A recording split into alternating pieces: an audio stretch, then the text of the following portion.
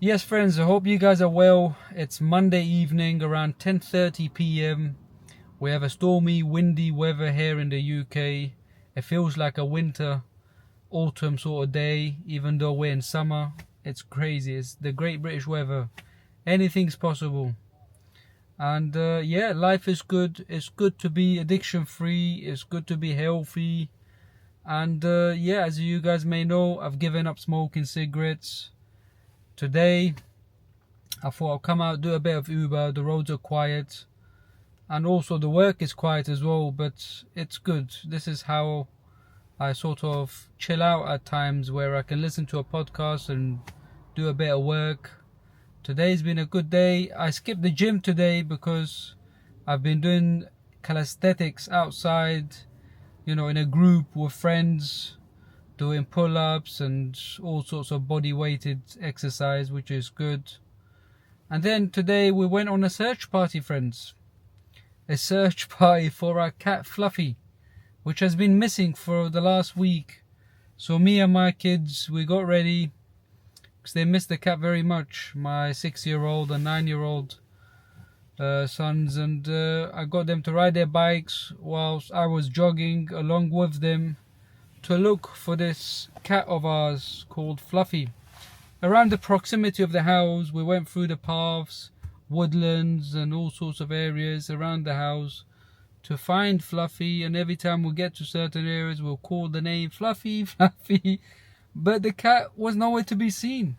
Fluffy was nowhere to be seen. We don't know where it's gone, what's happened to it. I did have it microchipped, so God forbid anything bad happened, I'm sure they would have been in touch with me.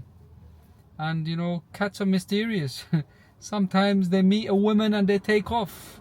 I don't know how they live their life like, but maybe they were upset with something. I don't know.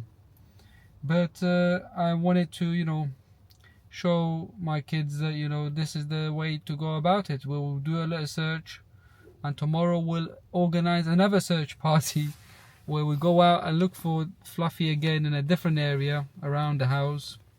And then what I'll do is I'll check with the local shelters and cat shelters, pet shelters, and see if they have any sort of news for us. It's difficult because we had the cat as a kitten, so there was connection, it was lovely, it's part of the household. But it's a shame, cats don't have the loyalty as, for example, dogs.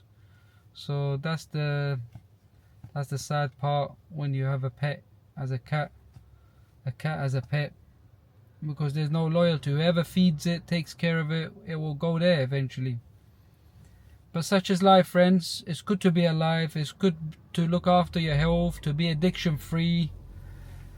And life is good if you can make progress slowly and do the right things in life, as I have. I've given up smoking cigarettes, and there are many things else that I'm working on as well, which are also addictions.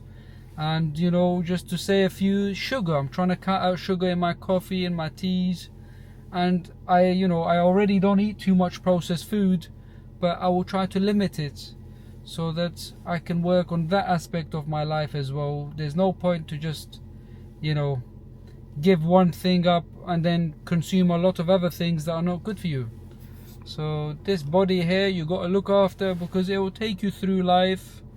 And God has given you this body to look after it, and it will look after you as well in reverse. You'll have a good, healthy life. Nothing's guaranteed in life, friends. And you often hear people say, well, you could get hit by a bus tomorrow. Yeah, it's true, there is possibility of that. And it does not mean that you have to self-destruct yourself by taking these addictions and stuff that are not good for you, that you gain nothing from, that you become a slave to it to an extent. So why should we do it? Especially if you're of ordinary background, working class background. Why should we make our challenges and the things that we need to achieve in life harder than it needs to be? And if you look at it this way, it's very logical.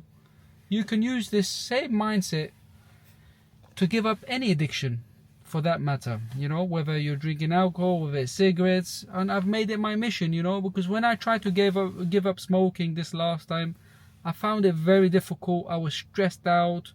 I was to the point where I wanted to cry because of frustration. And I kept lying to myself. I'll say tomorrow I'd buy a pack, I'd throw it away, I'd break the cigarettes, I'd add water to the cigarettes so I don't go back to it. You know, I can tell you I've lost the amount of times that I was smoking. I'd throw it away, and then the next hour or the next day I'd go and buy it again. The amount of money I wasted, the amount of stress on my body, because I knew that what I'm doing is wrong, is not healthy, is not right, and I need to give it up. But because the nicotine was so strong, the addiction was so strong, it was a joke. It was hard to give up, friends. It was hard to give up. So for that matter, I found it very taxing on my body. Very taxing. So I knew the frustration. No one could help me. No one could help me. It was a matter of me wanting to give up, and give up I did with the right mindset. A book called The Easy Way helped me a lot, which I've mentioned previously in my other videos. But ultimately, you can read a book, you can watch this video. It comes down to you, what you want, and your mindset. And that's all, period. But, you know, it's good to encourage each other, and it's good to, you know, show our failures, and hopefully the younger generation or anyone who wants to give up these addictions are motivated, inspired that it can be done. Life is still good. I still enjoy a coffee. I still enjoy my meals, but without the cigarette and self-destruction. Life is good, friends. Leave me a comment if you resonate, and let me know how should we go about finding this cat of ours, Fluffy. Cheers, friends.